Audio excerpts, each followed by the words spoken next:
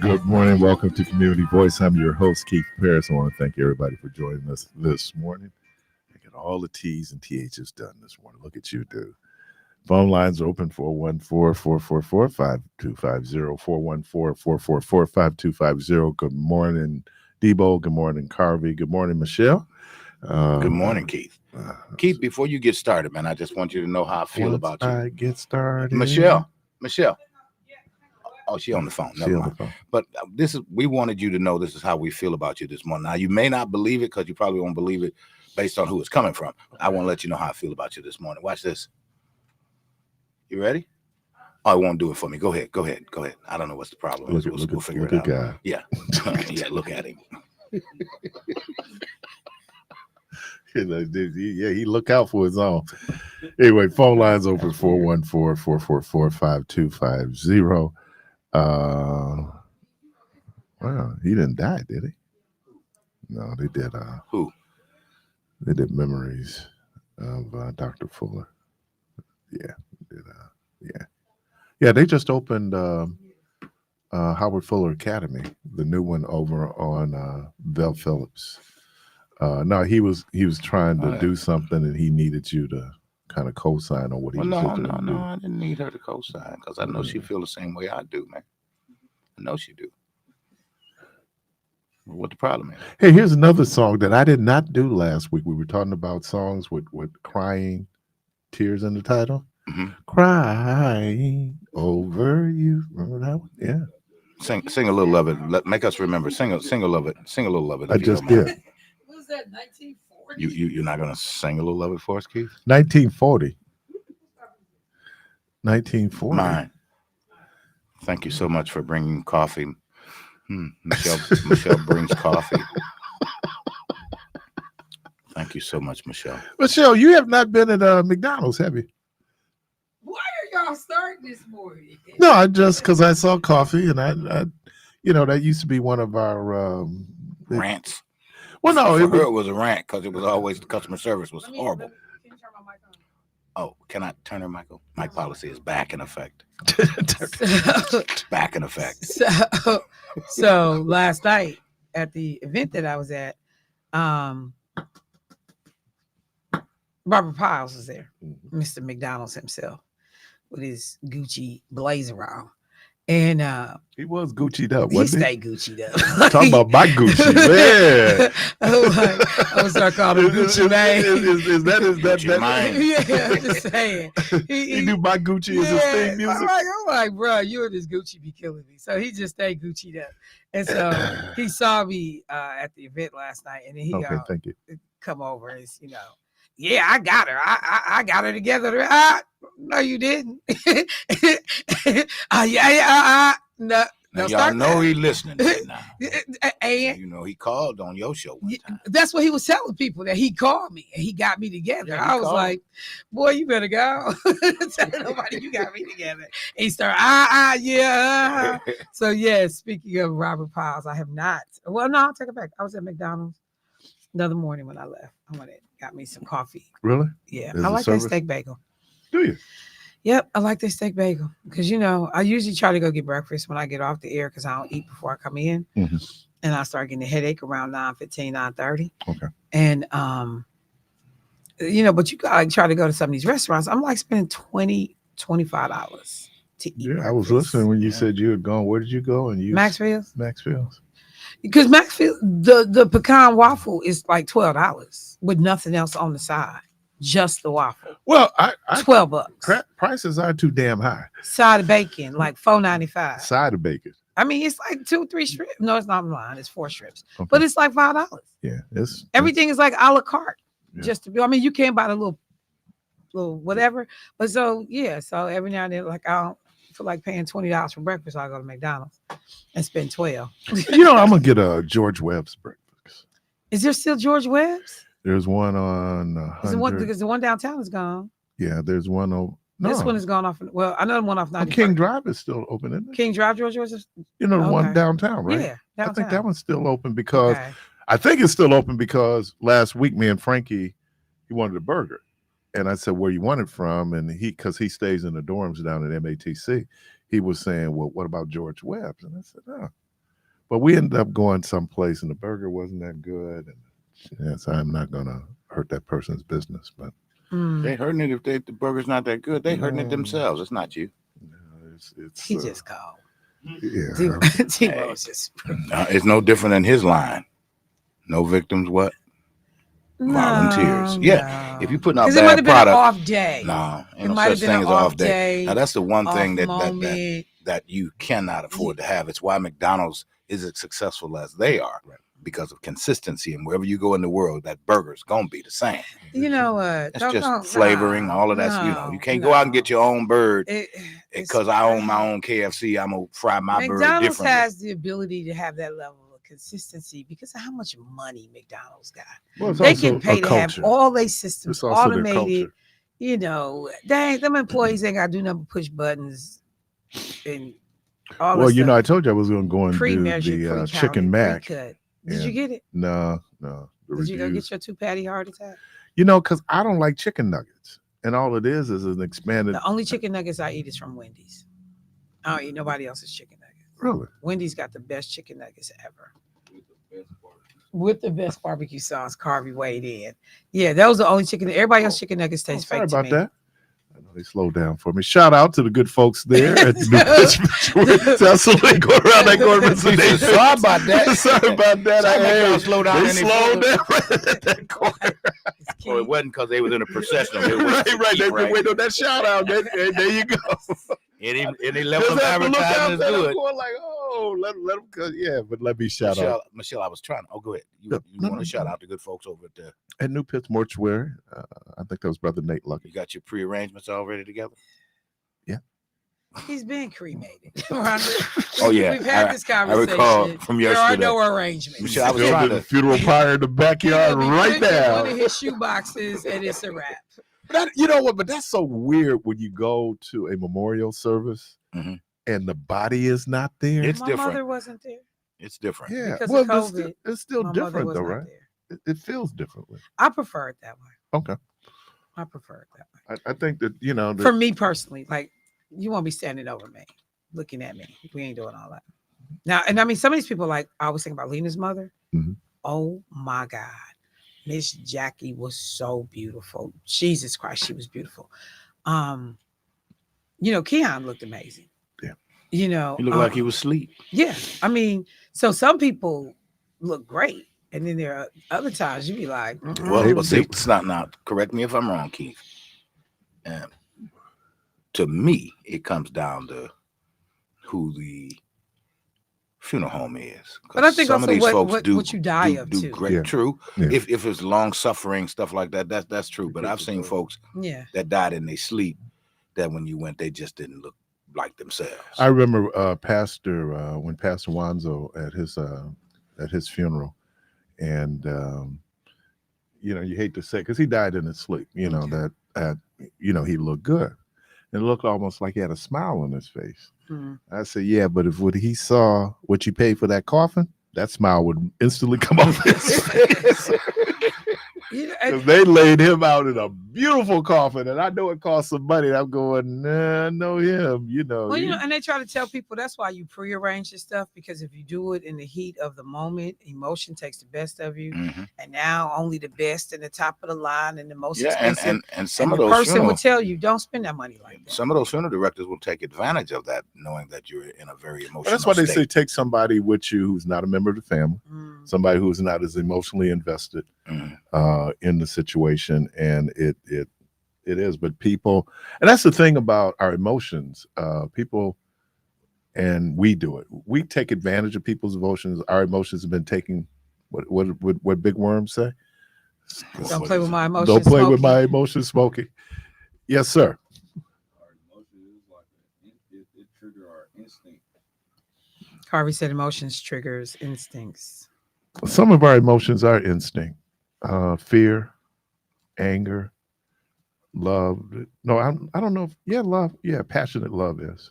That's human Did instinct. you get on my So nerves? when I'm passionately in love and I come home and you got Pastor Keith Parris over there laying hands, my passionate emotions will instinct me to send you to pits.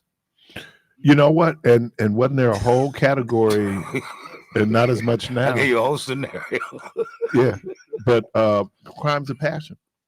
That's what I'm. That's what I was crimes of alluding passion. to. Yeah. Crimes of passion. Whether, But again, depending on whom the funeral home is, I think I've seen some folks that they could have did much better on. They didn't look nothing like themselves. well, I do know that there's one particular funeral home that is not African American that is trying to get inroads into the community, and they've hired Black people to come in and actually do the makeup and the hair for Black folks that come in. It only makes sense if you're gonna do that. Yeah, and isn't there a balance? Because actually, the funeral is for us, Right. But I personally feel like white folks ought to do white folks and Black folks ought to do Black folks. I don't want no white folks doing nothing to me. Not. Well, I mean, but once I'm I'm gone. gonna just be honest. This is one thing I have said, but this is just me and the way I have lived my life. That I'd be damned if the last money I ever spend on earth is not with a Black company. Now I mean that. Yeah. Well, the you last live money your I life ever like spent that on every earth. day. And that's what I'm saying. That's why, I'd be damned if the last dollar that's spent on Michelle Bryant is spent What is that? outside of this community. Oh, wait. What's that noise coming from the She car? passed away. Michelle, I want my Passed money away. back. You ain't gonna mess me up. I want my money back. Viewing for Michelle Brown be on that. Judge Wachowski's over on Forest Home Avenue. That's who got the body. We going where? Judge Wachowski's. And everybody that know me gonna come get me. We They're going gonna be where? like, oh, you lied. You lied. They're gonna be like, this must be the April. Where is that Fool's Day. funeral home? April Fool's On Forest Day. Home, 193rd and Forest Forest Home. Which is interesting because Forest Home Cemetery, I know. though, historically for Black Was Black, folks. yeah. Yeah, I mean, but man, The last dollar I spent. You think that's who I'm spending it with? I'm spending it with some Black folks. That's my. Well, you But- won't but- be the but- one but- spending but- it unless but- you but- prearrange and have yeah, but I was going to Oh, ask. it's gonna be. But what if Harry Skarowski is your husband? It does. And he get the last say. He get the last He say. don't So get the that's a last final jab at you. Number He send you one, to Skarowski's. He won't be. He won't be. And Got in number the blonde wig. Yeah. Oh man, Number two, dude, my son Don't do it, already Keith. know. your son won't even be allowed at the service. He ain't letting your son come. And what's that repast gonna be like? How do I end up married to Harry? Let's just start there. Well, you can. How do we A get- brother could be Harry. We don't. A brother Not could be Harry. Harry Skarowski. We don't even get to. But I'm saying Skarowski. You can't make I don't none hear of no this work. dings on your phone right now. You can't make none of this work. Hey, baby, it's Harry. Harry does but Michelle, you can't choose if so. A Caucasian brother could not come and sweep you off your feet. I'm not saying none of that. But even if he did, We ain't he gonna gonna see have some Black tendencies. And he gonna know. Like Pitts funeral home. He gonna know. He better make sure I'm being. Wait. Wait. What? So what would be the Black tendencies he I would have to dated a have? white boy with Black tendencies. Okay, so I'd like to hear what they are. I'd like to hear what they are. He got to eat greens. No, I mean he had flavor when he dressed. Okay. He had swag in his walk. Okay. Okay. He had nice toys like brothers. Could he Okay. dance? He could dance. Okay. Yeah, I mean he might as well have been a brother. Just a light Lover's skinned brother. eyes are blessed. But Only see when you was the in Kansas, best. it wasn't nobody else to date. Oh, you telling me So she Yeah. clipped in the her great heels. state of Kansas, you couldn't find a Black man to date? Not in Wichita. Not in Wichita. Dude, our music had to be sent to us. Well, that, They only had Black music on the radio on Sunday from 4 to 6 p.m. Wow. Watch this. And we would all be taping off the radio just to have it. just to have it, unless our parents or our people sent us music. Keith, We didn't have music. here's our sentiments. Black men, I love black men. I love them. I love them. I have gone through the roof with black men. and why do Me you and Donald Trump emphasize? have that in common. Why does he emphasize Black men? Because We don't even say black like that, Yeah, and we Black. he needed y'all to know he got y'all 16 percentage points. But the man sound like he lying. He is lying. What do you sound like he lying? But you can be convincing. But that wasn't even convincing. Has he ever told a lie that's been convincing? He tells them well. Does he? Not really. He tells them well. Not really. He has to, because as they were saying in the interview, okay, 50% of the country believes this. You got to believe They don't it. believe it. They're just going along to get along. No, but what they know is that they will get an agenda move forward that they want, and he Right. can help deliver that. Right. That's what this is about. Because when he was at the Economic Club in Chicago, Mhm. now any legitimate economist, any global businessman will tell you tariffs are never good, right? Tariffs are necessary, but they're never good. Because you're gonna ultimately pass the cost back Cost- on right. to everyday And working and people. he's up in the room with folks, and they're going like, "Dude, no." They tried to tell him like No. this is not a plan. And you here's wanna the thing push. about this. This he will actually do because he's done it. Yeah. I mean, he's done it. And so when as Maya Angelou would say, when they tell you who they are, you need to believe them. Yeah. And stop hoping that it's going to be something else. And I'm not even going to say hope, because hope can be realized. Stop wishing that it's something else. And I think we just have to acknowledge that there is still racism, Oh, absolutely. and it's probably more widespread. He feeds that, though. Oh yeah, of course he feeds into it. The election has gone from issues on the economy, because the economy has gotten better, so he can't really run on that.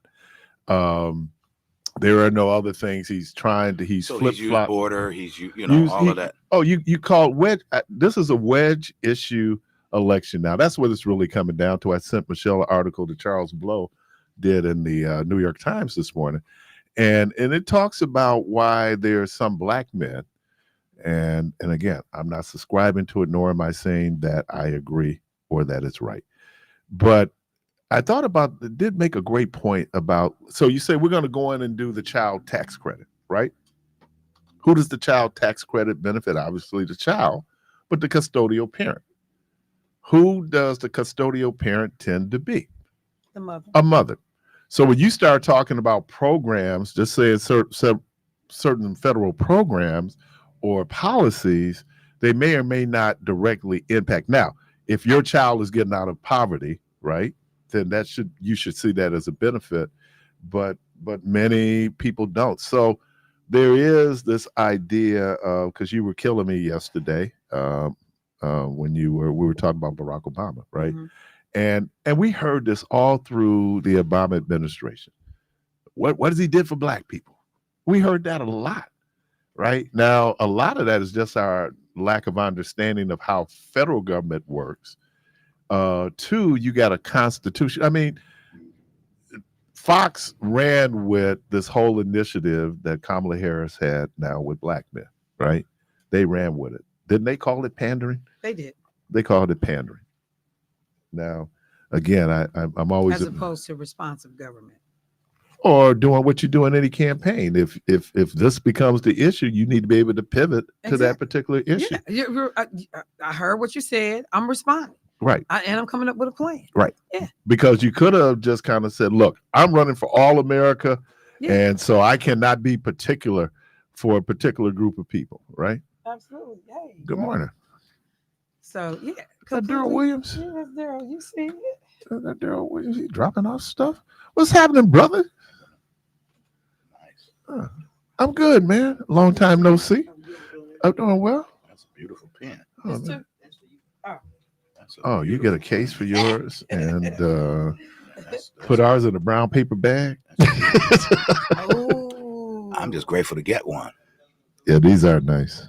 Yeah, these are beautiful. Oh my God, these are gorgeous. All right, thank you. The craftsmanship. Yeah, because we no longer have the Hezbollah pens anymore. These are the craftsmanship. man. Oh Look at the my craftsmanship on God. this Look thing. at this. Our pens were blowing up. You see the clip as a shotgun? You see that? Oh, I can't handle this. It's military, dude. Oh. What are you talking about? It's military. It's a bullet. Look at it. It's a bullet. You see the tip? Yeah, do you not know? Someone just texted me, said, I don't know if he tells them well. He does tell them consistently. Yeah. That's how you get good. Just keep telling And the them. boy, good too. I got a friend. Him and Trump ought to be running buddies because they trust me. If you look at him, he gonna tell you one. Oh, this is cold. What's that, a lie? A lie. He's got one Oh for you. man, my buddy, my longtime best friend, the first time I met him, he lied. I said, I like him. Yeah. He just lied. I just met him. I like him. But I don't waste lies. I say it all the time. I don't waste them. I ain't got time to keep remembering everything. But sometimes you gotta lie though. Have you found her? Found who? Nikki. Man. Where's Nikki? Man. No, that 40-minute dance Black set. music superstar, Nikki Jam. Do you know Nikki? She's You know Nikki? hot. Where's Nikki? Where's Nikki? I didn't know Nikki. Even when he brought it up, I was still like, who's Nikki? Having you here. Latin superstar. Now you have to She's get. hot. Oh look, Oh look, it's Keith Parris. It's a dude. I'm glad he came up. Oh look, it's Keith Parris. Yeah, he Moonlighting as Nikki. he did a dance party because he had nothing. He said, y'all don't want to ask. And so they proceeded to play music for 40 minutes. What was that all about? I heard that there was. He had his senior moment. His acuity really is, if on top of everything, just the craziness that Donald Trump can do. Donald Trump is also a 78-year-old man, and so, you if it's an issue for Biden and there's only a 3-year difference, why wouldn't it be an issue? And what he had banked on was people were thinking, oh, well, Biden is older than him, because it was coming down to this race of two old white men. Right. And so he looked energetic and vibrant compared, in contrast to President Biden. Mm-hmm. But the reality is that, he is. So you're saying he wasn't altogether there, so they just told him just stand there. No, he decided just to stand there and Because he didn't want to answer questions. He didn't want to do that. He just, and the fact that you could get away with basically being an empty shirt and still 46% of the population supports you might be a statement on where we are in America. Hillary Clinton. I like said that case, basket of Michelle. Yours came in a deplorables. case, Michelle? Yes.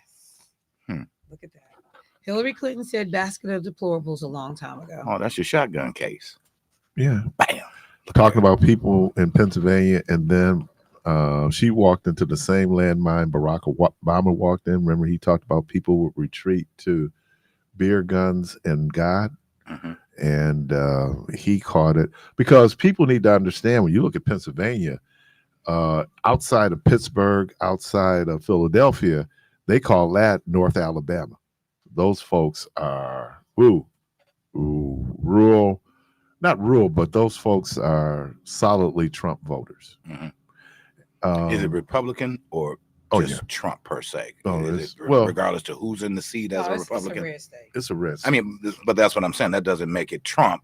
It's just because he's the nominee. Well, No, they love Trump. He now has way more sway than even just a regular GOP there. Right. Oh.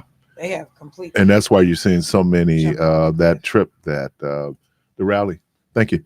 The rally they did in Bucks County, right? Because they're saying right now these would be traditional Republicans in terms of free markets. There are all these other things, because the Republican Party was the party of business. And it wasn't until they made the deal with the devil to bring in, then it was the moral majority under Jerry Falwell, Ronald Reagan, and now they have a part of their party. And then there's a whole other part. That's one piece of the party, those folks who come in on the abortion issue. But then you got all of the white nationalists that's part of the party that's very supportive of Donald Trump. You're listening to Community Voice. We're going to take a quick break. We'll be right back.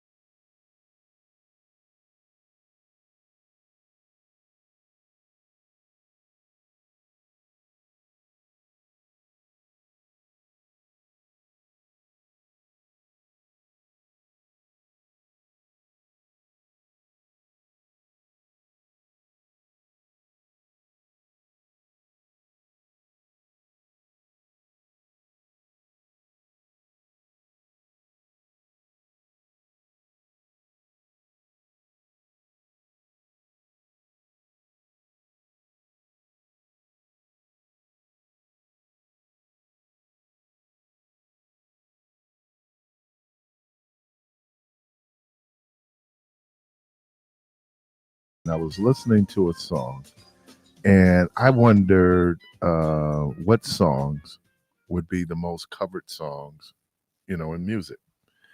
And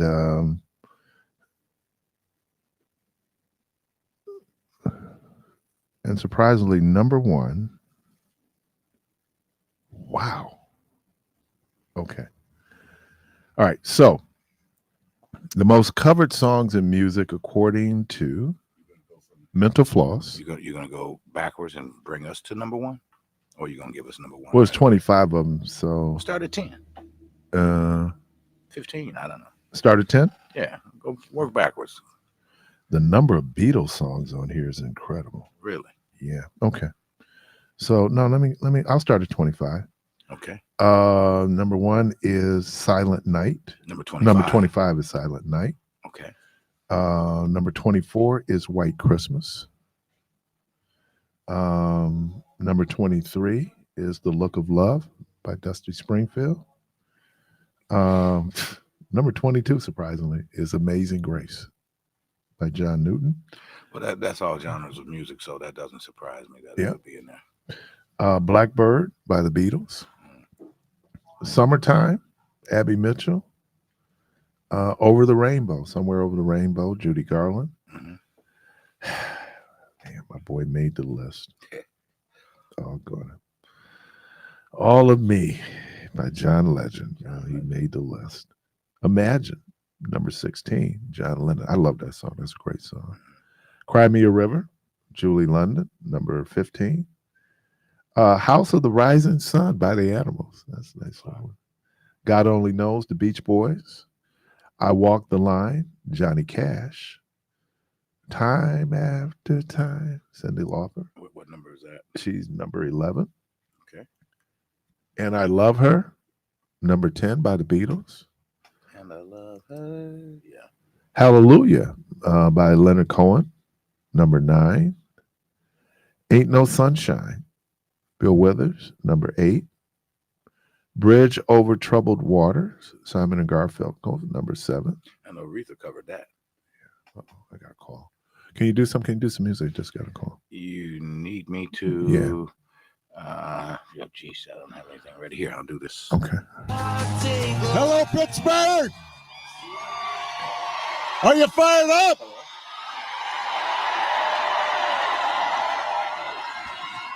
Are you ready to go?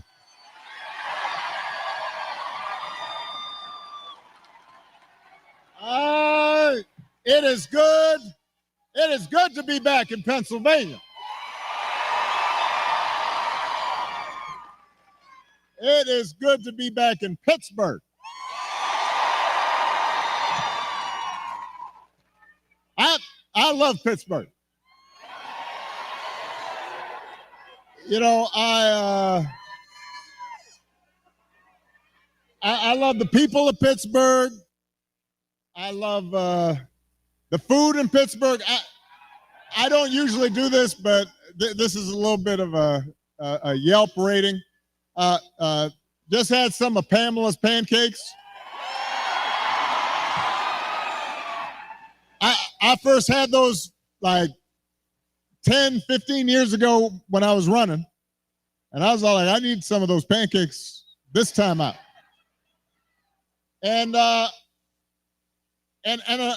even though I'm from Chicago, some of you may know when I was a kid, I was a Steelers fan. So, and watching the Steelers this season, it seems I'm not the only guy from Chicago who likes being in Pittsburgh, because so far Justin Fields is doing pretty good. Now, before we get started, we have a little bit of work to do here. All right, so I want everybody to be, just settle in. We got some work to do. Before we get started, I did want to say that we are, heartbroken about the loss of life in Florida, North Carolina, states across the Southwest. We are thinking about people, families whose lives have been upended by the storms over the last couple of weeks. I could not be more grateful for the first responders and FEMA professionals who have put themselves in harm's way to try and help.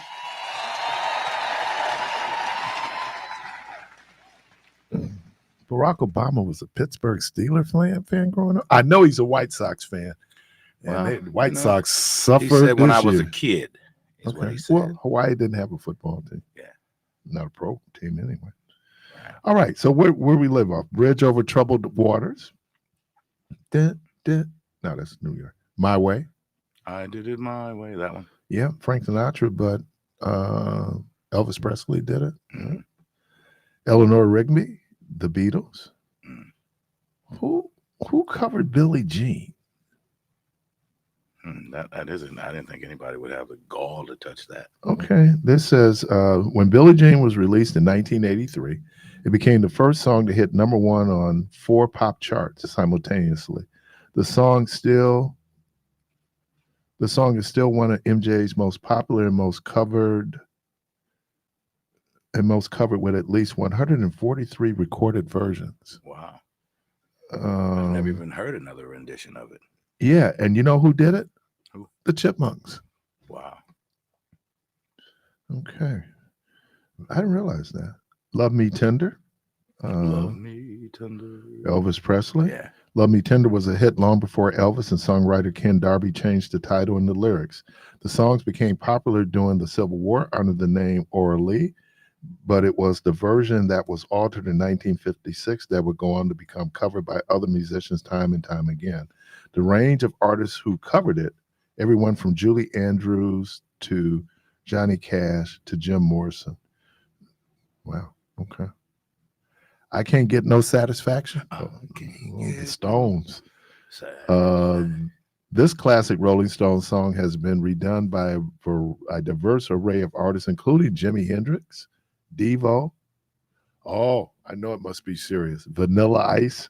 Oh, jeez. It was famously covered by Britney Spears at the 2000 MTV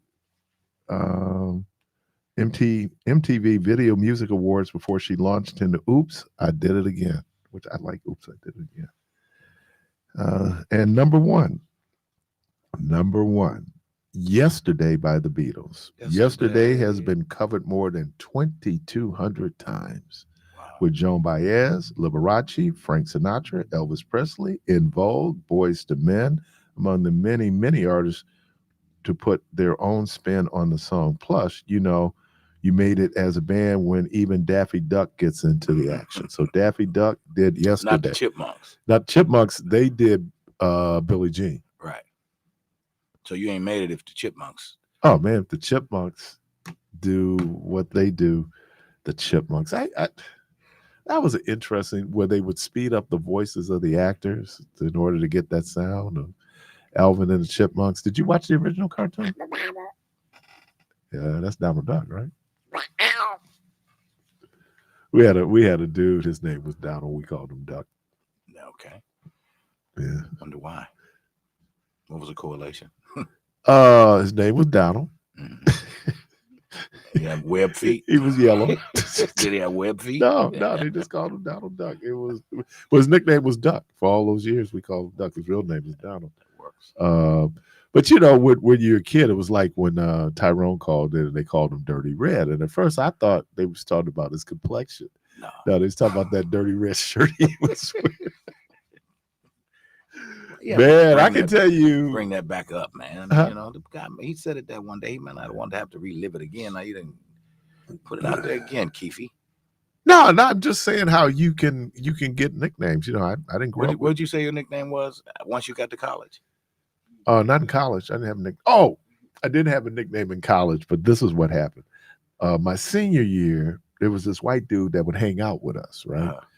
And he was part of the freshman class of Black Freshman. I mean, so he would hang out with us. And so, you know, we get blazed and we just sit around talking crazy. And then we start having, you know, these political discussions. Mm-hmm. And he would keep going, Kevin. And I'm talking about a whole semester, this dude called me Kevin. To the point that then my Black classmates started calling me Kevin. Mm-hmm. Right. Until finally I just got frustrated. I said, look, man, my name is not Kevin. My name is Keith. Oh, my bad, Kevin. So I was Kevin for a whole semester. Wow.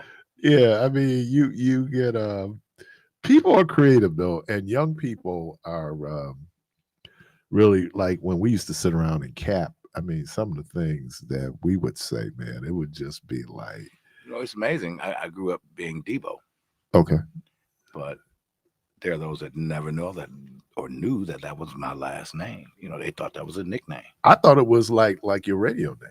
No, it's my Yeah. last name. Well, you can. Yeah, people have Down radio. in Columbus, Kentucky, it's a whole town of us down there. The Debo's Cafe, Debo's Supermarket. Country though, I can't do that. And I know you didn't do Darren D because there was a Darren D. Yeah, that was Darren Dewalt. I'm Darren Debo. That's right. He was a DeWalt, wasn't Yeah, he? yeah. Yeah. Good dude. Yeah. Good dude. He actually hired me on at $12.90. Did he? Yeah. Yeah. It is, but nicknames. When people come up with names. Kyrie, what you say your nickname was again? Pooter? Boom, boom. Bam Bam. Boom Boom. Boom Boom. Boom Boom. Washington. Boom Boom Washington from Welcome Back, Cotter. I wonder what Doug's nickname was. Oh, Doug. Hey Doug, what was your nickname coming up? He said your mama.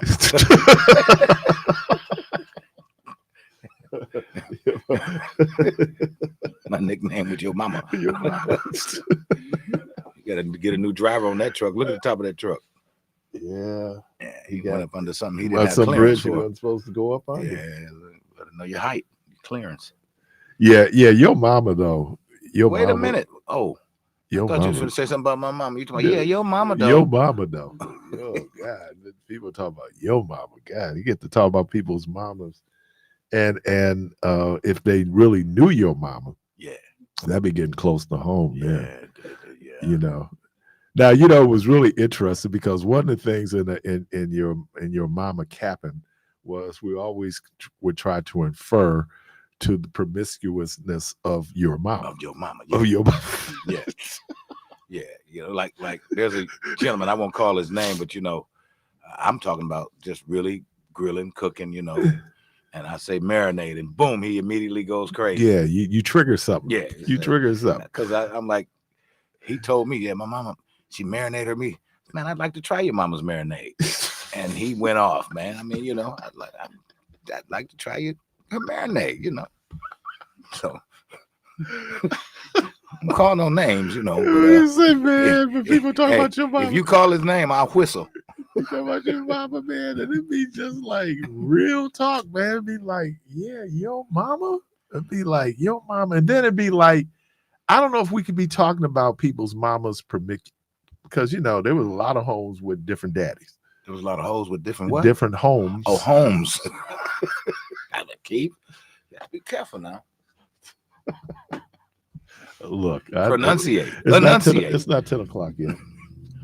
But no, I mean, close. we get all into people's business, and I had some dudes who, if you start talking about their daddies, they really get like really upset. It's kind of like because they didn't know him. You You ain't could seen be the right. dude. We ain't never seen the dude. You say you got a daddy, but we ain't never seen your daddy. Whatever you said about him, you could be right. Right. I was when they did a whole documentary on Wu-Tang Clan, and they was talking about this one dude in the group. He was the only one that had a daddy in the house. Wow. So they all cling to his daddy? No, I'm just saying that for many of us, there were people out there, dads were in the home. Mm-hmm.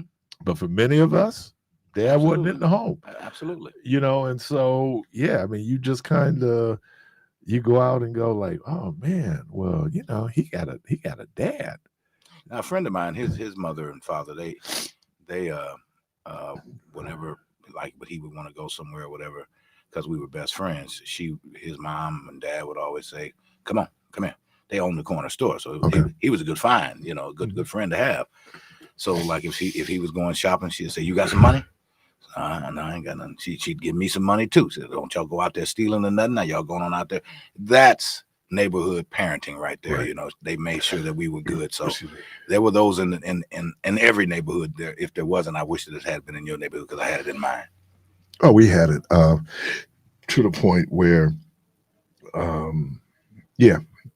And then, it was just like you don't do anything disrespectful, that could get back to your mom. Mm-hmm. And those folks would definitely drop a dime. Oh yeah. They drop a dime if you were out. I told Keon, I said, dude, I never cussed on 11th Street. Now, you catch me on 13th. Get it? Huh? Oh man, just sailor on shore leave, but not where Miss Miles lived.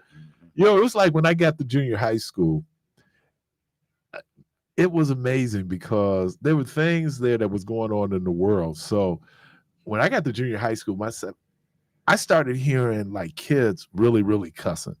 Yeah. I mean, I didn't hear it, when we didn't do a lot. But man, I got there, man. I heard kids cussing. The first time I ever smelled marijuana, I'm like, wow, there's some bad kids out here. Is this Parkman you're referring to? This is Parkman Junior High School. That's correct. Yeah. That I was, man, and then, go full circle. By the time I get to, high school, You strung out by then. No, I was high school. No, that didn't kick in until high school was. There was a lot of those white kids did a lot, because so did black kids. There was just a lot of cussing, right? Yeah. And then when I got to college, everybody cussed. I mean, it was second nature. Man, we thought MF was like a punctuation point. Yeah. That word was dropped so often, to the point that my roommate, the late Brett Parler, used to just say, "Stop. You're talking about somebody's mom." He didn't understand. I don't know. Well, yeah, we are, but I don't know if we should say it's particular or anything, but yeah, it was fascinating. Got a caller? Or we're gonna do a break? We can take the call right quickly, because I know you got a segment coming up on the other Sure side. So do. let's take We'll the be call inside the Wisconsin Black Chamber moment. All right. Caller, welcome to the program. Yeah, good morning. I want to ask you a question. Do you feel that the black men that's whining about Obama is full of sugar, honey, iced tea? Do you feel if Donald Trump was black, they would be saying, because with Obama, everybody feel like they insulted. But I can guarantee if Donald Trump was black, they would call him every Porsche, Funky, Wild Irish Rose, Chitlin Bucket, sugar, honey, iced tea, sand nigga in the GD book. So my thing is, why they giving this ignorant, orange, sandpaper skin idiot all this leadway? Because, everybody loudmouth when it comes to each other. But then when Whitey get up there, and Whitey been talking about black folks all their life. Well, let me ask you this question, Al. Pump their chest and talk about I pull out my 9mm and kill a nigga. But now we got whiteness. Don't everybody want to act like they so civilized? But do we get to the point? My colleague, the Reverend Al Sharpton, said that he would never criticize President Obama in public. He said he'd never do it. He never did. Part of that fractured the relationship he had with Cornel West and with Tavis Smiley, right? But does it really matter if Barack Obama is a black man or a white man if we're critiquing his governance? Is that fair? Well, my thing is, black men saying all this, but they want to find a reason to stand with masks, or they want to give up on the immigrants. But they don't say nothing about them disrespectful, uncontrollable children. Nicholas that's out here selling these kids. They don't say nothing about their 10, 12, 13-year-old daughters walking the streets at 1, 2, 3 o'clock in the morning with 10 boys that's probably running a train on their ass and a mouth. But you're worried about some migrants, but you ain't worried about them crumb snatching children you got. Okay. What's up with that? Have a nice day, Al.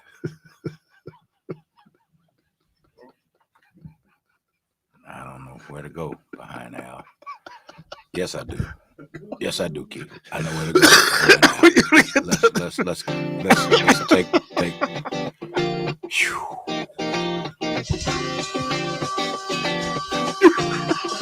We'll be right back. If we can. We're still on the air. Yeah, if they let us.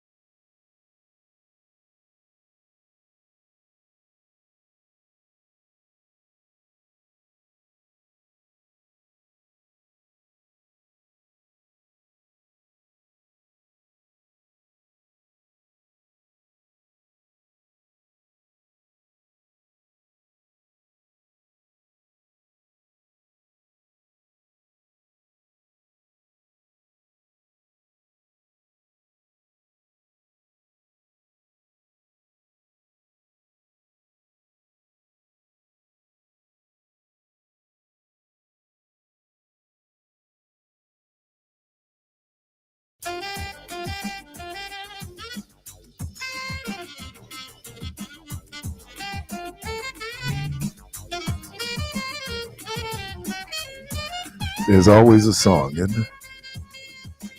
Always a song. What am I going to do here? All right. Well, welcome back to Community Voices. We don't have music for this segment now. No, I've never seen anything. I don't see anything in your folder. Okay. You want us to do music for this? Yeah, I thought we had picked some music. Did we pick some music? I think Xavier should just sing. Oh no, I shouldn't do that. I mean, I have sang before, but I don't think I should do that this morning. I actually have a little headache. I haven't had a headache in years, but It was the thought of coming in and having to sit with Keith that gave you a headache. No, it was my granddaughter that gave me a headache. Called life. Yeah, that part. I get it. Well, I got to do you are hydrated, right? I mean, you do drink. Do you? Oh drink yeah, water? I'm always drinking water. I was surprised I left my water in the car because my water is always with me when I come in. Yeah. I don't know what is a nice because I had said money because we it's a Black Chamber moment, right? And then I don't know what else we came up with after that. What about if it don't make dollars, it don't make sense? I like that too. If that's our thing music. If it don't make dollars, it don't make sense. There we go. Well, I guess we ain't playing it though. Oh. Nothing to see here. Keep moving. I thought we was gonna do like a whole retake and start over, and the theme music gonna come on, and he was gonna say, "Hey, we here with the Black Chamber moment." See how that works? Yeah. Okay. Oh dang. Okay. But it is. You got a headache. It is true. If it don't make dollars, it don't make sense. I absolutely agree with that. I didn't decide to buy a car until I figured out I could put it on Turo because I got one that I drive all the time anyway. Right. Yeah. Well, we're joined in studio. We're inside the Wisconsin Black Chamber of Commerce moment, and we're joined in studio. It's Xaivier Fox. Xaivier. I got it because y'all just tore my spelling up this morning. Oh, we did. Tore it all. I was like, who is that? Well, thank you for correcting it. Take that E out too. Okay, she generally corrected us. Did she? Get calls from a lawyer. It is. But as a person though whose last name is usually butchered and murdered, I can appreciate it. Oh yeah. Yeah. So. Yeah, because I don't even say your last name because I'll mess it up. We call me Parris. Yeah. Parris. Okay. Parris. So we're inside the chamber moments. So where are we at? Today is third Thursday. It's third Thursday. We always got something going on. So tonight we are at the Sherman Phoenix, 3536 North Fond du Lac Avenue from 5 to 9. This is one of the last 2 times you can qualify for the pitch finale and win that $10,000. It seems like only yesterday we started this. I know. The months to the years. Once you pass 35, everything start going fast. Right. Too fast. Before you know it, you 60. You're like, what the heck? But yeah, so we just started in January. We're already up to the last 2. I don't know who it's going to be tonight, but if you need $10,000, you should come and pitch your business. And then if you win tonight, you go in. Will there be another one in November? And then the last one is November. So tonight we're at Sherman Phoenix, and November will be at Rain Event Lounge at, I don't need to tell you the address yet because you're going to forget anyway. But we'll be there. That's November 21st is the last time to qualify for the pitch competition. So November 21st is Rain. Yep. Tonight is Sherman Phoenix. Tonight is Sherman Phoenix, 5 to 9. Yep, we got L Boogie there. Of course, we have our wonderful vendors. We're gonna play some games and give away some prizes. You might get one of our Black Restaurant Group certificates with $25 toward your meal. All kind of good stuff going on at our third Thursday. Who's in your cohort this time? See, that's what I tell Trinity. Trinity, if you listen, so you should be here because she keeps up with the cohorts. I'm events. I do know. Wait a minute.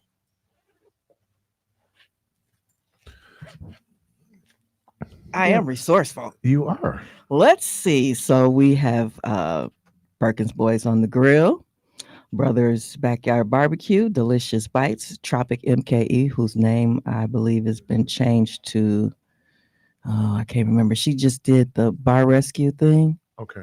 And I think she opened back up last week. Oh, okay. And then Mr. B's, and of course, Mi Casa Su Cafe, one of my favorite spots. All right, see, I got you. Yeah, you always prepare. If I don't know the answer, I'll find out the answer That's for what you you. got to do. That's what you got to do. Right. Black restaurant groups. So again, support those restaurants. Go in. Can people still get those? Are you still doing a survey attached to? Yes, we are. The thing that we're doing now is that you really can only get the certificates at one of our events. Okay. So you have to come to our third Thursday, our first Friday, the 501c3 class, the boot camps. We only give them away when you attend something. Versus we used to we all had some, and we just randomly gave them to people. I've given them as tips at other restaurants to the servers, like, you go have a good meal and leave your opinion, because they really know what good service is, since they're in that service industry. How's the building coming? So the planning is coming. Fortunately for us, I guess we have not yet started the renovations on it, because I'm going to transform the building for our Black Friday weekend. That'll be 3 days. I'm going to talk about that a little more in depth, but that'll be 3 days next month in November, the 29th, 30th, and December 1st. Okay. And I'm going to transform that building into an event space where you just, if you've ever seen it before, if you see it now, if you've seen it before, you need to come out to the Black Friday weekend and see what we do with the building. I'm having a blast. It's like, a real event planner or designer. We love to transform stuff, right? And so this is, I'm having a blast doing this. And then speaking of events, we have the marketplace, right? You guys? Marketplace. So I believe we will have a booth at Marketplace. Okay. But Are you not doing your own event like last so previous years we did our event the day after Marketplace. This year our Black Friday weekend is taking the place of our Black and Diverse Business Expo. So we won't be at Baird this year. We will be at our own venue, and it is a 3-day event. You will still get all of the benefits of being at Baird. A little less space. That's about it. We might have a few less vendors, but we'll still have vendors all 3 days. So we'll still be able to fit all of the vendors in there. It'll be a really great time. So yes, our Black and Diverse Business Showcase that we usually have at Baird in December is now our Black Friday weekend Diverse Business Expo. I actually think we're doing more because we do have 3 days. So we have on Friday, we're business focused. And you got me jumping way ahead. Oh, was that too ahead? Okay, well, let's go back to where you need to be. But let me just go ahead on and talk about it. So on Friday, we're having our Powerhouse Business Panel. And the panel members will be G of G's Clippers, Kwabena, Victor Burnett of Running Rebels, Jim Addison of Legal Shield. And they're going to talk about, we wanted to have a panel that talked about, how to achieve in business, but actually be people who had achieved in business. Versus, of course, the organizations always help us. The chamber is the organization, so we're here to help you. But I think that the best way to get advice on how to get over some of the hurdles of building a business is to talk to the successful business owners, because they've been through the struggle and they can tell you, how they got through it. So then that'll give you some help. We're working on trying to do maybe some one-on-ones. So, anybody who wants to ask questions because they're starting a business, maybe similar to what these 4 gentlemen have started. We're thinking of trying to get a one-on-one in there, but it'll definitely be a Q&A. So they'll come up and speak, and then you'll get to ask your questions of them. So if you have questions for successful business owners, come on out. That'll be Friday, November 29th. Then there's Saturday. Lord, I'm going to be so tired.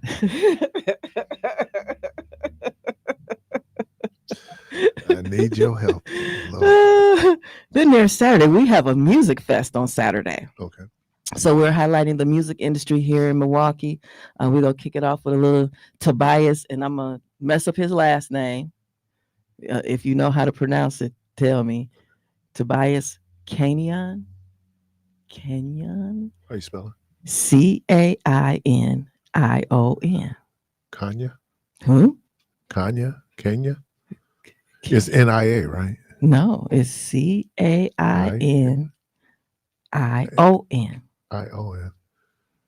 Kanyan? Have you talked to him? Yes, I've talked to him before. We've booked him before. He did one of our events before. Everybody called me But Ricky. I didn't call him by his last name. I said, "Hey, how you doing?" You? when I talk to his person that books him and stuff, I just say Tobias. She know who I'm talking about because she books him. So I never really say his last name. So we also have Deshay, a G. Are you familiar with him? AG. I'm sorry. We got that one. Spoken word, right? Poet? Yeah. We got that one. Rapper? Yeah, he's actually really good. He performed last year at our year-end celebration. I had never heard of him before that, but I didn't get a chance to sit down because I rarely do. But I did hear him as I was running around, like, oh, he real good. Yeah, he used to be on every Friday on the Man Show with I'm gonna Kia. have to use him again. He used to be a part of the bid with Yeah. Malay and King Drive. yeah, he worked at 1290 with us, so he's been around. Okay. Well, I didn't live in Milwaukee all this time, so You still don't really. So, yeah. Okay. what's that? And we have V-Funk coming as well. We're gonna get a little old school funk in the house. Yeah. I knew a couple of the members, so I was just like, hey, we need to get some old school funk over here. Let's get it going. And I am still looking for a comedian. I love D-Rock. Don't get me wrong. He I was love in D-Rock. the Men That Cook, though. But we have used D-Rock almost every event we've done. I'm trying to get a little fresh blood in there, give somebody else a chance to get on the mic. So if you are a comedian, give us a call right now. Phone lines open 414-444-5250. If you're a comedian, you need a gig, give us a call. Give us a call right You may now. have to audition on the spot, right? You better Right. be funny It better be It'd be funny. because, I'm known to just tell you like, hey. No, you don't sand. You don't sandman him, do you? How would it go if you were to call D-Rock and ask him if he had a referral? I don't know. So I did that with another person that we used before and asked for a referral, and they seemed to be offended that I wasn't calling them to book them. How that would go over. So yeah, it might not. I didn't want to offend him. I like D-Rock. We just want to give somebody Do else you a have any shot. idea anybody could replace you? Right. I got this money I want, and I don't want to give it to you. Help me out if you can. That's not it. And then But I would say, okay, I'll call you back. our weekend is really about giving exposure, Oh, yeah. And so we all know D-Rock. He's exposed. He's got the stamp on. You know how they do that show, Exposed. Every time I see they him, I stamp it. bow. Right. I say, dude, you are, man, you are so funny, man. I just, he's one of the funniest people on the planet. Okay. And then Sunday. we are giving some exposure to the fashion industry in Milwaukee. So if you need some style, if your style could use a little pick me up, we're going to have Milwaukee stylists there. If you have a nice place you're going, something fancy you're going to, maybe a wedding, I don't know, but you want to look good. And when you walk in the room, you want everybody to be like, dang, you need to come to our show on Sunday so you can see who Milwaukee has working for them and what they can do. And also, if you're like me and you don't like to look like everybody else, okay, I hate to go somewhere. I remember I went to church one time years ago and I had this outfit on. I had my altered though. I liked it, but I needed that skirt to be shorter. It was like way down by my knees, and that was not my style back then.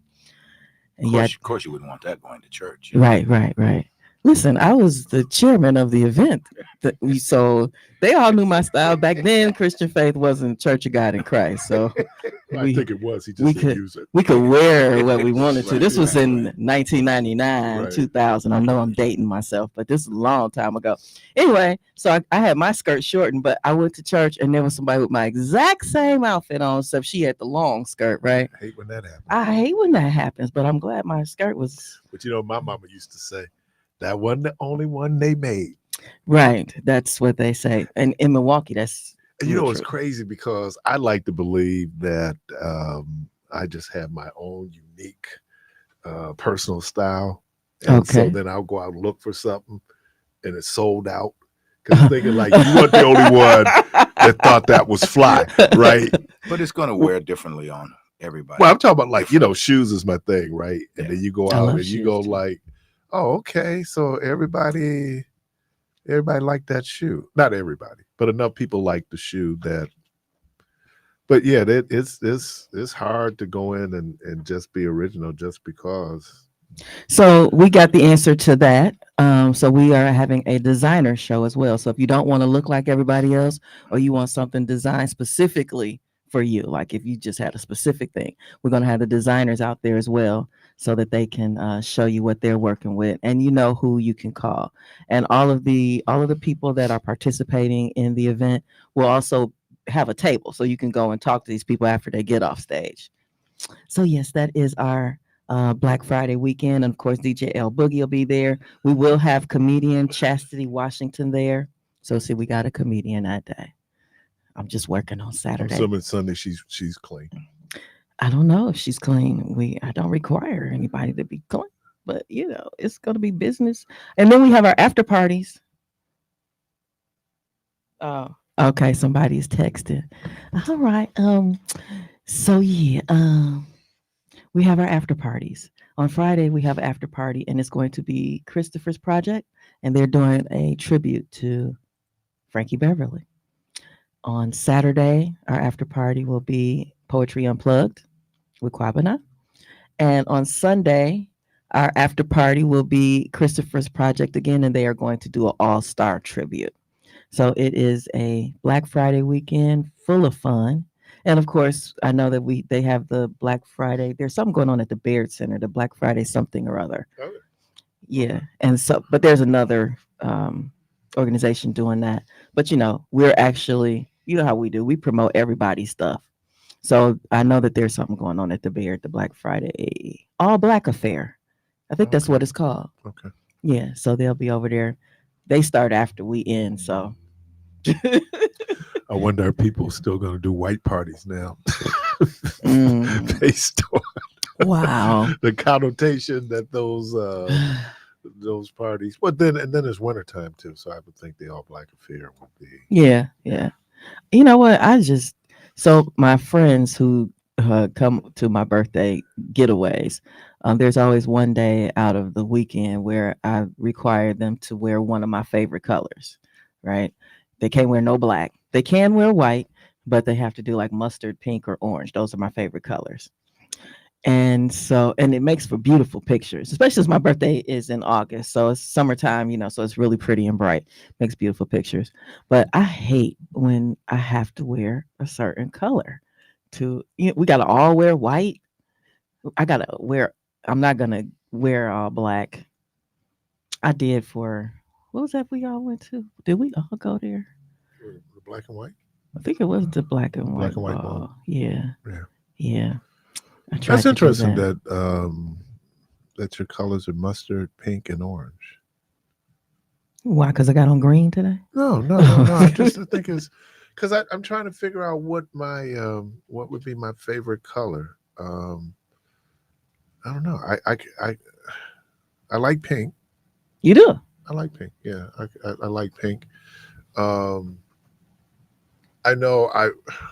What would be my favorite color? Those became my colors because, of course, you know, I love to vacation. Right. And when you have a nice little brown tan, those colors look really cool against our skin. So, yeah, the dress for complexion piece, which was, there used to be a thing that if you were dark, you shouldn't wear like bright colors. So you shouldn't be wearing pink and yellow and orange. And then if you were considered light or fair skin, of course, they put any color on you. Mm-hmm. I feel like, but Mhm. I think if you enjoy the color, work the color. Yeah, my mom used to love blue, and she was real light brown. Blue didn't really do anything. When you think about blue, I, I'll stay with for a suit. I'll stay with primary colors, and then let the accessories. That's why I Mm. like gray as a suit because you can do so much off of gray. Mm-hmm. You kind of limit it to black with black, Mm-hmm. because it. But you don't like red? I am not a red person. However, I do always wear a red something at our year-end celebration when we get ready to do the pitch competition. Because I introduce the vendors right before we go into the pitch competition. And at the year-end celebration, we have a lot of vendors. And so I'm up on stage for a minute Okay. those days, and I always wear red, but that's not my color. The only red I have are those outfits that I've worn in the past to that. Yeah, that's not my color, even though it's a power color. Yeah, and that's interesting because it how women embraced it as a power color because it Mhm. used to be considered a color of ill repute, right? Yeah, it was For the women, scarlet. the scarlet letter, Yes. and how we get in traditional is even funny when you talk about going to church and how women didn't expose their arms. Mm. There was no cleavage. There was long skirts, and just how far we've come in terms of now women wear pants to church. Absolutely. And that was one of the things that I actually really loved about Christian faith, Right. because we didn't have a dress code. Right. You come as you are, however that was. And so if I had been doing something, because I've been an event planner for years, so if I had an event the night before and I woke up early enough to go to church, because we had a 12 o'clock service, so you really didn't have a reason not to come. I didn't have to worry about dressing up, and I could throw on some jeans and go in there. I didn't do that, but And it's a cultural piece, and a lot of it has to do with our agricultural roots, and that people were in work clothes all week, and so Sunday was that's the day. As a matter of fact, at the first Juneteenth celebrations, they would say, "Put on your Sunday best," and that's where we got the term Sunday best okay, from. That okay. people would dress up. But I saw it with I just happened to be in Catholic high school when they went to Vatican II. And when they went to Vatican II, there was all this opening of how worship being. One of the things was to emphasize what people wore to church. Mm. Like, and I understand it. And this, for older Black people, this is a tough one because they say, well, you put your best foot forward for God. Hmm. I'm thinking, is she just limited to the building? Because I think God is kind of everywhere. Is this God just limited to that day? Like God didn't see you last night? Right. She saw you last night, the day before that, all of that. So I grew up. I went to a Lutheran high school. I mean, a Lutheran grade school. I went to King for high school. Actually, the one right up the street, Gospel Lutheran. Yeah. And we went to church on Wednesdays and Sundays. Right. And so on Wednesdays, mom would dress me up, but not everybody dressed up because not everybody could do that kind of stuff. And I believe that whole dress up, it kind of, to me, alienates some people who may be a little more financially challenged, especially, now that I'm older and I, know people and all that stuff, especially women who have more than one or two kids. Because once you have to dress 3, 4, 5 kids and yourself, that whole Sunday best could be prohibitive. Like, okay, I can't dress everybody up like that, so we just not gonna go. We're gonna be bedside Baptists. And I and I love that, maybe there are some days that as progressive as I like to think I am in my theology, but Easter for kids, that's a outfit day. It is, but I'm an only child. Okay. And so my parents both work. Okay. And Easter, I swear, I felt like a doll. Like I was just something for my mom to dress up and put all this frilly little cute stuff on. And I was actually more of a tomboy. You said Yeah. So I That was, The I hated every minute of it. Them patent leather shoes. Oh, but you know what? And some of these girls I didn't even recognize. Like who? That you, Patty? Lord, girl, you. What they say? Yo, you. What did they say? You clean up well. You dress up. Oh, you clean up well. Yep. There was this one girl. She bullied me. Oh, she bullied me. She bullied you? Oh yeah, she bullied me. She bullied me. I still flinch when I see her today. And Lord she have bullied mercy. me, and so we were. I was at then Victor Burger, which is now King, and so most of the sixth graders were bused, and we were in a special class. I should have said that. Okay. We were in a class. We were doing 3 semesters in 2, so we were able to stay at Victor Burger. The other kids either went to Cass or they went to McKinley. Okay. And so she went to Cass. So what she would do is wait for me when I get to school, and that girl would harass me. Oh, she liked you, huh? Until I guess I don't know. Until She waited for you. Yeah, to time to get on the bus. Well, she knew she could punk me. That was the other thing. So she get on the bus. So I'm telling my mother about this girl who's bullying me. And my mother, you don't hit girls, right? You don't hit girls. But she never hit, but she just bullied me, right? And she was a tomboy. I mean, she's like one of the best athletes ever. And I mean, she was going after me. So we had a little 6th grade graduation. Now, all of us came together for the graduation, right? Kids from Cass, the kids from McKinley, we all came together. And I kind of saw her, but then I don't know why I hung around the school. My mom went home. So I get home, and we live 2 blocks from the school. I get home. Her mom is there. And this little girl is sitting there. I'll never forget, with her little sailor suit on. Oh, my. She was looking so innocent. And I'm going, Mama, that's the girl. And she's sitting there like she looking so angelic. And it was just like, no, Mom, no. She just, so even when I see her today, I flinch. I go, don't. That's too funny. Yeah, but she looks so angelic in that, and that was always nice, little sailor suits. I had that too. That they put on, especially the little boys. Put them on their little saddle shoes. Oh, God. Now, if you ever wanted to get beat up as a boy, when I was growing up, don't let your mama put you in saddle shoes. That's a beat down coming. Oh. That's a beat down coming. What you supposed to wear? Not saddle shoes, but if those are the only shoes your mama got you, that's what you had. That's what you had to wear. Right. It's just like, the kids now with this gym shoe thing or tennis shoes, sneakers, whatever you call them. If they get the gym shoes from, Walmart or the grocery store, Grocery store.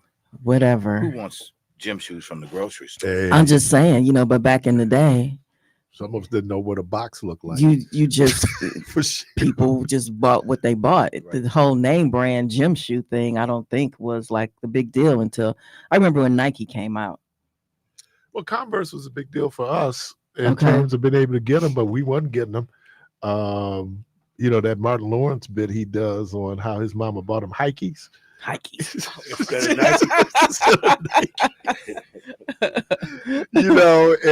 And for poor people to be so brand conscious, man. Because I'm not looking. When I say work, we were working class, but like you said, those families out there, you try to make $1 out of 15 cents. And I wish I would go in and tell my mother. Somebody dropped a shoe I'd forgot all about. It's Throwback Thursday. I forgot all about, called the NBA. There used to be a store called Kenny's. And so that they sold the NBA. Now, did they sell them, or was it Tom McCann? Could have been them or Tom McCann. Yeah, Tom McCann. And man, we just wanted them because we couldn't even get Converse. I didn't get my first pair of Converse until I was 11 years old. And that was a gift. I had those. I never been in the gym shoes though. Really? How you be a tomboy and you're not in the gym shoes? I was a barefoot kind of tomboy. Oh, okay. I was a barefoot kind of tomboy, which was funny because I was somewhere else this past weekend. And so there's this waterfall. It was so pretty. But to get under it, because that was the idea, to get under the waterfall. And I wasn't going to get all the way under the waterfall, but I did. And you had to climb these rocks, right? They said for us to bring water shoes. Yeah, but I had to get barefoot because then you can feel what's going on. I'm gonna tell you. and you I got, can hear what's going on. You got folks in the South.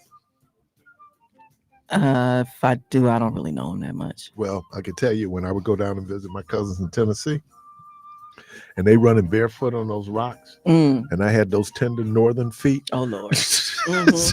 Try to run barefoot. I couldn't even walk barefoot. And that was my thing on this trip because, of course, I had my pedicure. You know, they scrape all that stuff off that protects you from all this shit. Yeah. So I'm on them rocks like, oh, this don't feel the same. You listen to Community Voice. Excuse me. We're inside the Wisconsin Black Chamber of Commerce moment. Xavier. Xavier. Xavier. He just had a Xavier just earlier. Xavier. You had Xavier. Yeah, Xavier. Xavier is a boy. I am clearly a girl. I'm a boy. I'm a boy, David. I'm a girl, Keith. We'll be right back.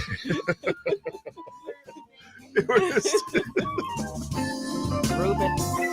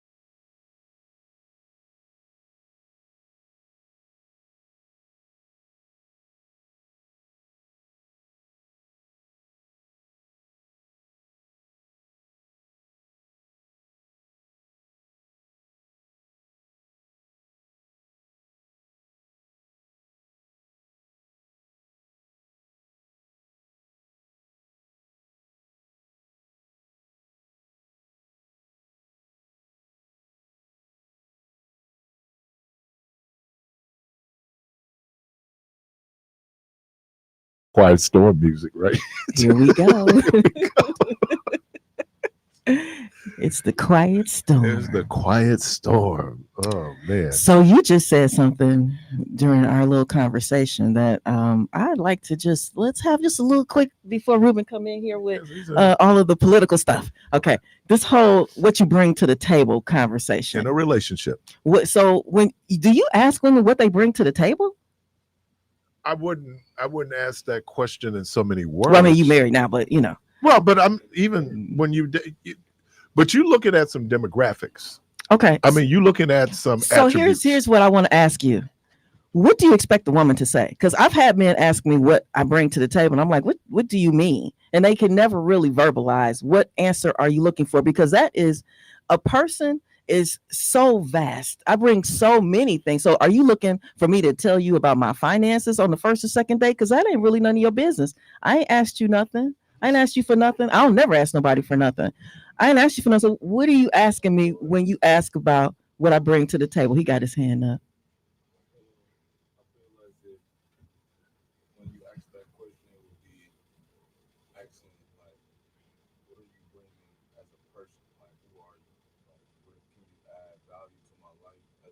Right.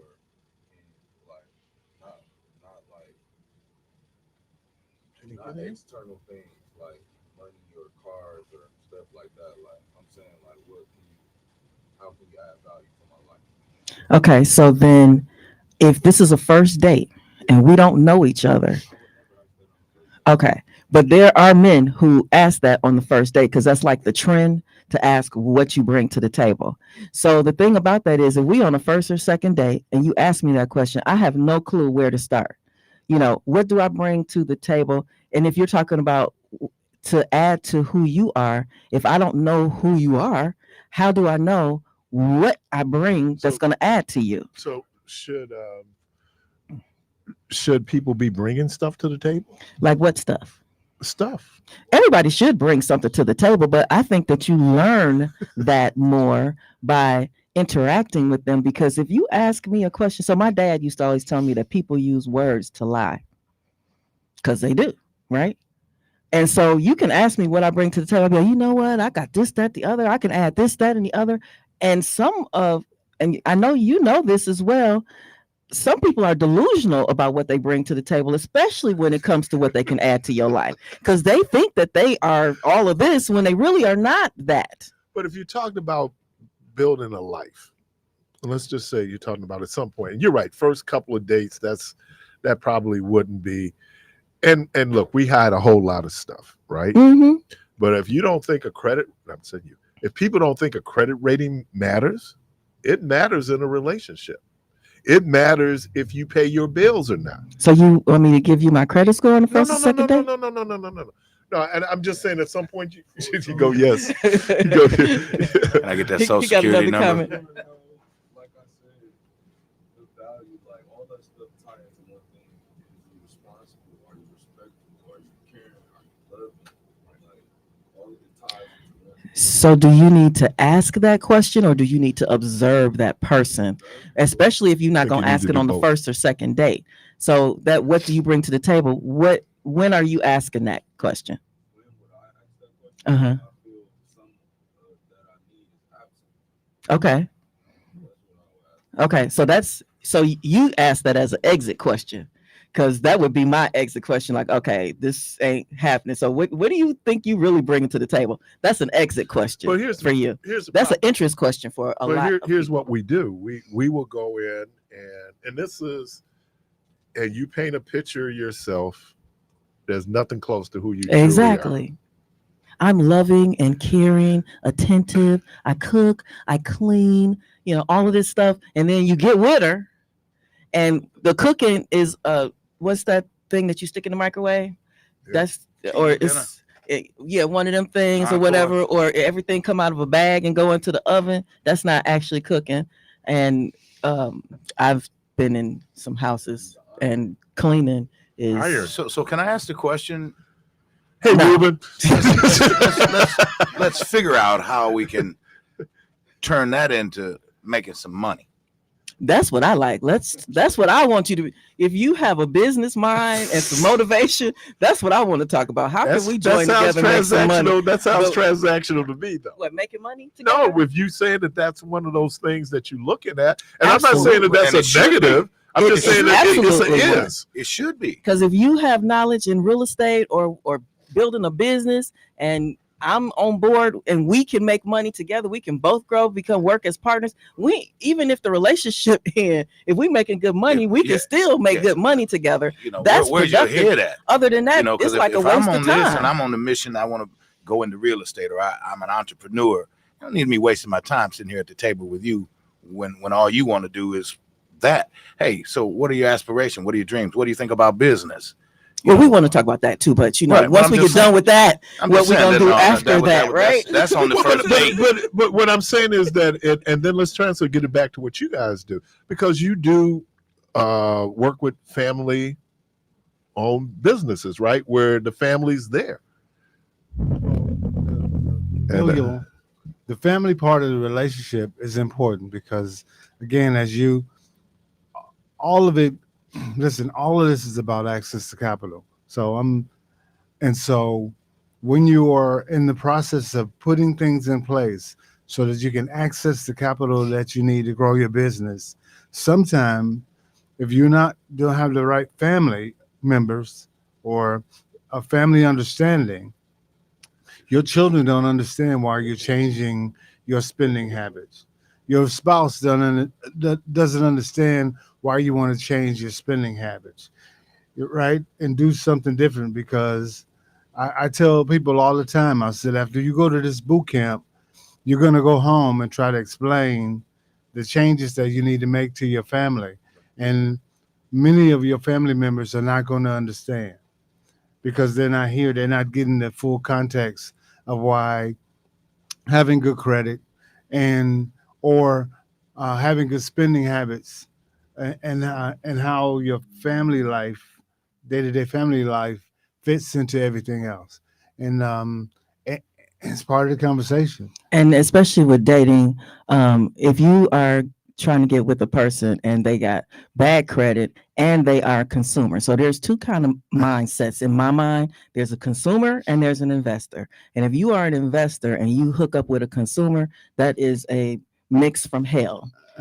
I did that before, right? And because they don't understand planning for the next thing. They understand that, oh, we sold this house. We got these many $1,000s.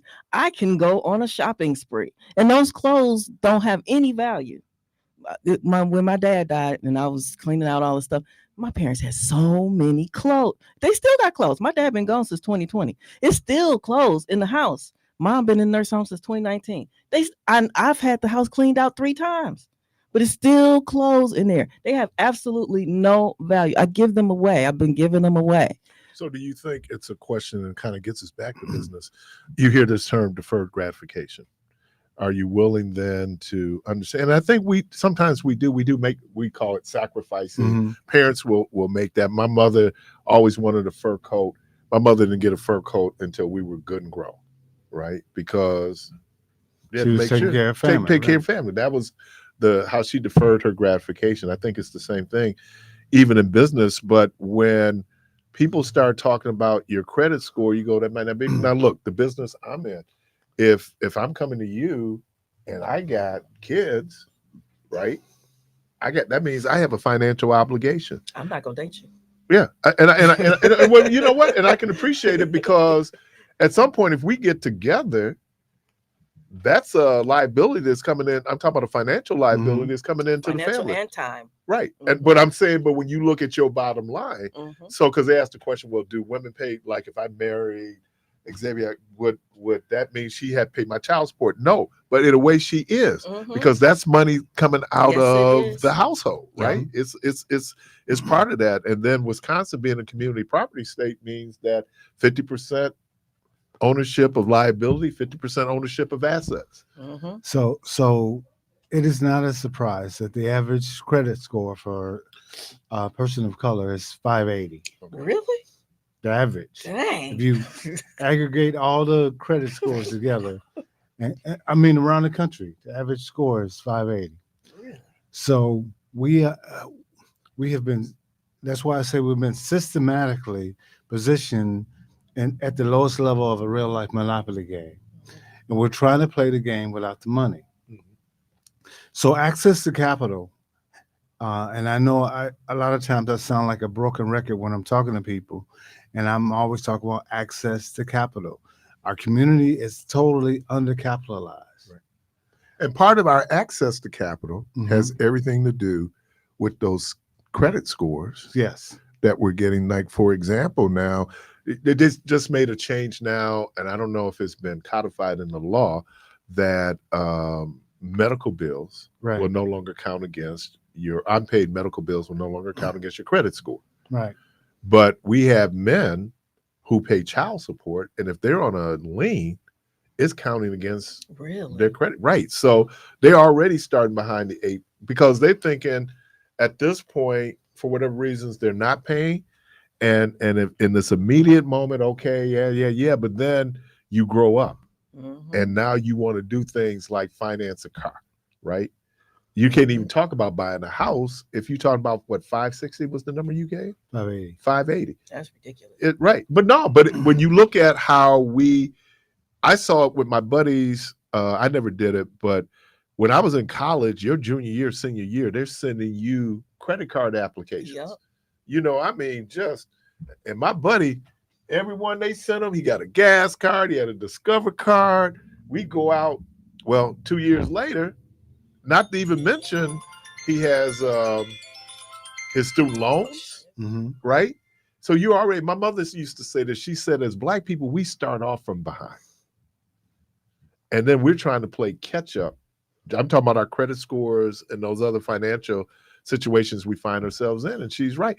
Young dudes out here who caught a disorderly conduct ticket, right? They never paid it. Never paid it. So what happens? It follows them. It follows you. One, you won't be able to get a driver's license.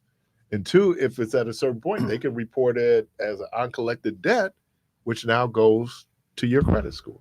See, so sending college students credit card applications is not anything new. No.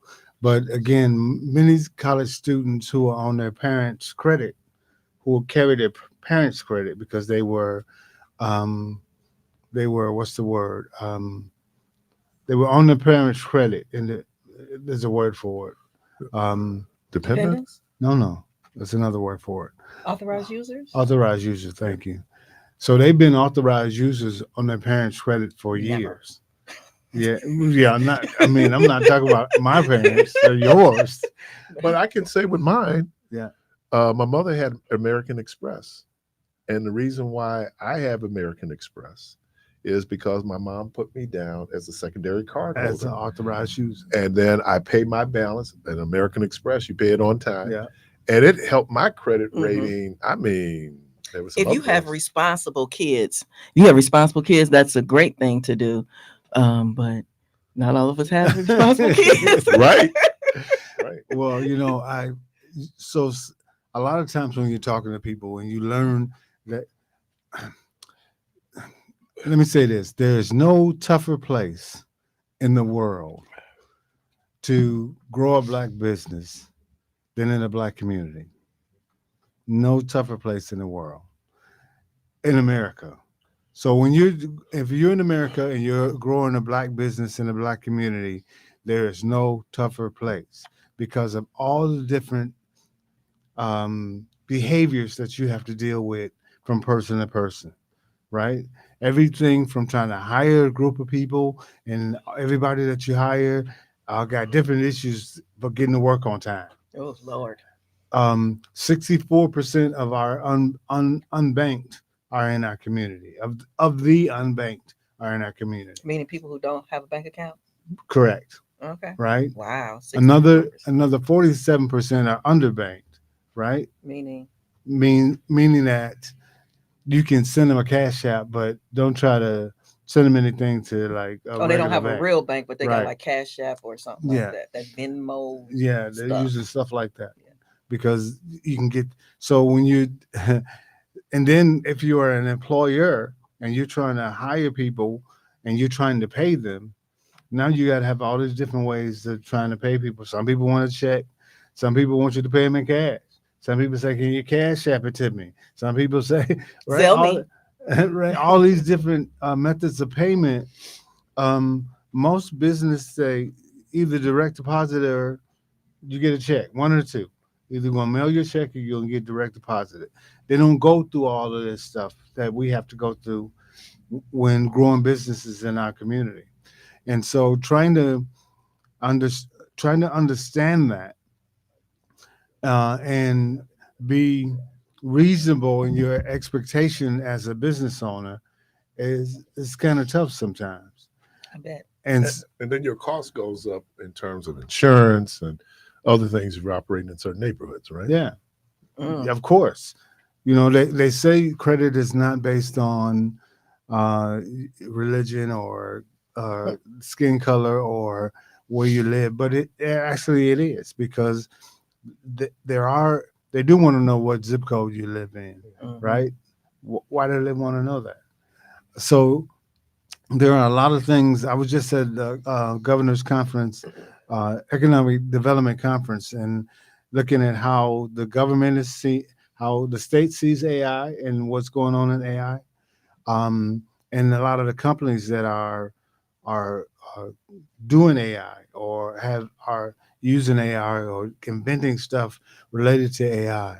And the guy said you will never lose a job to AI. You will lose a job. You will lose the job by not using AI. Mm. So you don't lose a job because of AI. You use a job because of not using AI. Mm. Okay, that's the way to look at it. Because I noticed that when I Google stuff now on my computer, the first it used to just be the first thing was like the most popular Mhm. answer.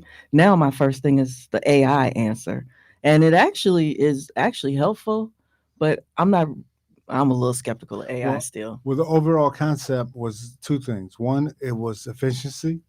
AI is going to increase efficiency, and so they gave us a list of careers that are going to be affected by AI, and they gave us a list of careers that are not going to be affected by AI. So certain stuff like if you have to come and cut this grass, it's hard to program your Mm-hmm. lawnmower to just cut go in circles, and Mm-hmm. so you good if you're doing physical manual stuff. But there's other stuff where if you are not using AI, you're just going to get left behind because it's going to be about efficiency, and efficiency is markets move to efficiency. Mm-hmm. It's funny because you talk about this and the impact it has. I was at the store last night, and we made this and still are making this transition where we're becoming a almost cashless Mm-hmm. society, right? So this guy came in and he paid for something in cash. And the young lady, she must have been about 18, 17, 18. She struggled. To I give bet. him his change. Yep. She struggled giving him his change because one is rare. Yep. And in this particular store, it's rare to see people pay in cash. Yep. And and then with COVID, that really accelerated, like we put everything on the card because of the whole lack of that contact we don't want to spread. We Mhm. found out that's not how COVID is really spread. But Mhm. then, but to watch her, and then we got to talking because the woman who ended up helping her, we talked about, remember the cash registers where you had to punch in Mm-hmm. Mhm. and then The hit old the ching, the almost. cha-ching. That's where you get cha-ching, right? You go da-da-da, and you did that, and then to see where we are now, where it is. And I remember when they first introduced barcodes, and Mhm. everybody was freaking on barcodes. And they first started doing them on trains. So when they would come through the yard, they would know where to direct the train based on the barcodes. Well, just about everything now has a barcode, Mhm. and now we've gone to the QR code, which is an interactive code. Which is which is the next generation really of barcodes, Right. because there used to be when they first really started using them, it was in grocery stores where they put them on the shelves. There was no price on the product. The price was on the shelf on the barcode. Then as it became more, it was just those straight lines. right? Those straight line barcodes. With some numbers. Right, and every barcode had a number, Right. but it was just those straight line barcodes. And now with the it just evolved, right? So now you can get all kind of QR codes, Mhm. right? Circular, square, designs, pictures. You can turn almost anything into a barcode these days. And Because so it's crazy when they tell you on the TV, they put up the the Mhm. QR code, and you On take the your TV. You phone can scan it right from the and scan TV. it right there. Now that's pretty wild. Right. Oh, Yeah. menus. You go into restaurants. I Yeah. hate that. bars. I hate that menu thing. Ugh. Well, it gets a little tough though, kind of going in, doing trying to go in for the pitch contest, trying to get in that whole QR thing.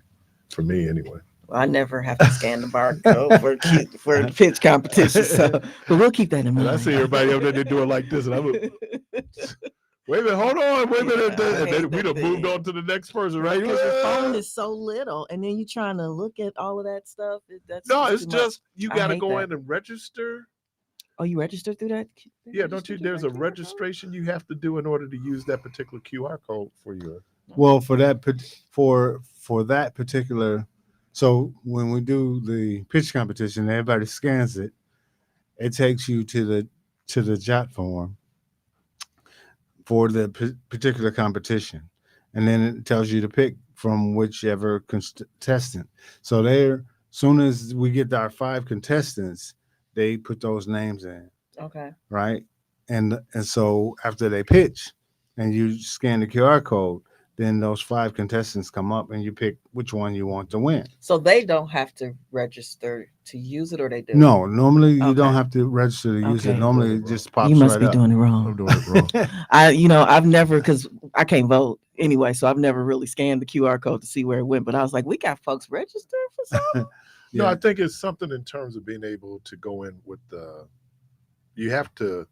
It's almost like you have to set it up, right? Because you do have to enter your phone number. I haven't seen that.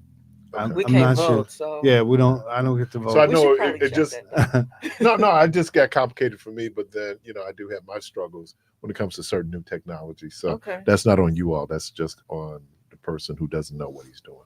Yes, and you will be scanning that QR code tonight at the Sherman Phoenix at Third Thursday Networking event featuring the pitch competition, 3536 North Fond du Lac Avenue, 5 to 9 p.m.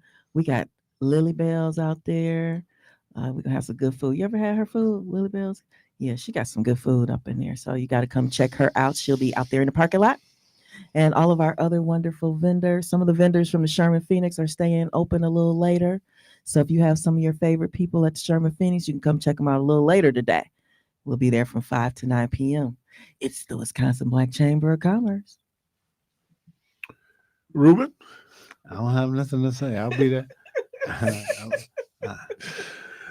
Well, Oh, keep in mind, this is one of the last 2 opportunities to qualify for the pitch finale. So if you own a business and $10,000 could help you out, could $10,000 help you out? Well, you ain't got your go get your spoon thing yet. What you what? Rent a spoon? rent a spoon? Rent a Yes. spoon. You I did still that. ain't got I'm your sorry. I rent a owe you spoon yet. 4. Rent a spoon. Rent a spoon. Rent a spoon. So I owe you 4 of those because you every day they would say pitch content. Rent a spoon. Right. So yeah, if you own a business, or you have a business idea that you want to pitch, this month and next month, that's it. So you better come on out tonight, 5 to 9 at the Sherman Phoenix. And if you haven't registered to vote, please, you'll get an opportunity to register to vote still. The cool thing about Wisconsin is you can Same day. do same day registration. And so we got to turn out and turn up on this next election. I said it to a group last night. I'm gonna say it on the air.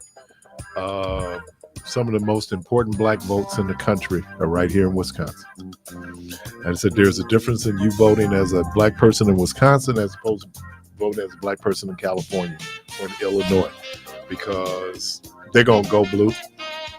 Wisconsin, we don't know. So, all right, let me thank the good folks of Wisconsin Chamber, Black Chamber of Commerce, Xaivier Fox, Rueben Hopkins. That's me. Debo, thank you. Carvey, thank you. Michelle, thank you. Good Lord willing, creek don't rise. Hope to talk to everybody tomorrow. And as always, go from this place in peace. What up,